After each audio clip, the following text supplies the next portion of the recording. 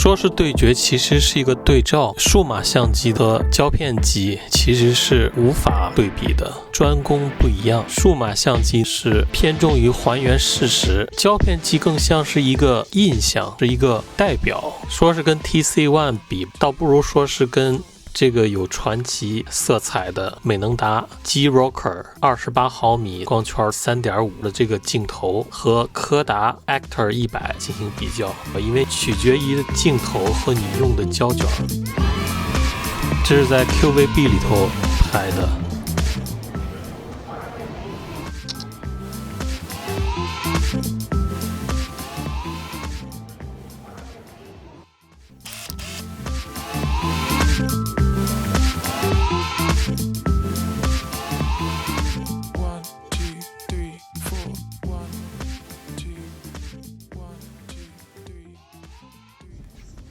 这是在 QVB 隔壁记忆屋书屋看一下摄影杂志。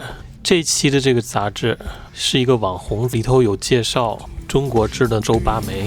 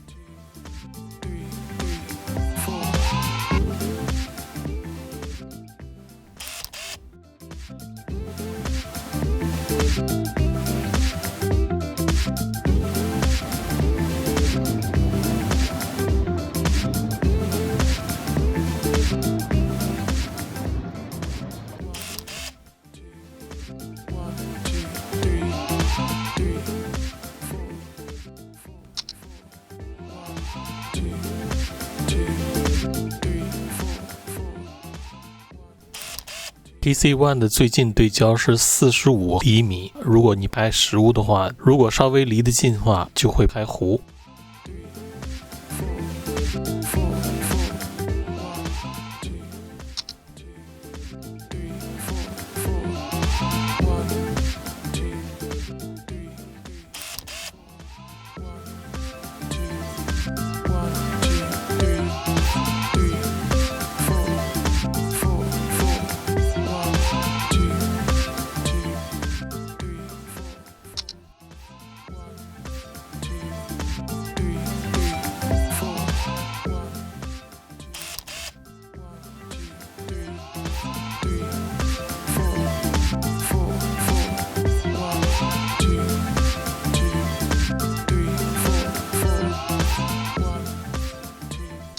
当然，华为手机的话可以变焦。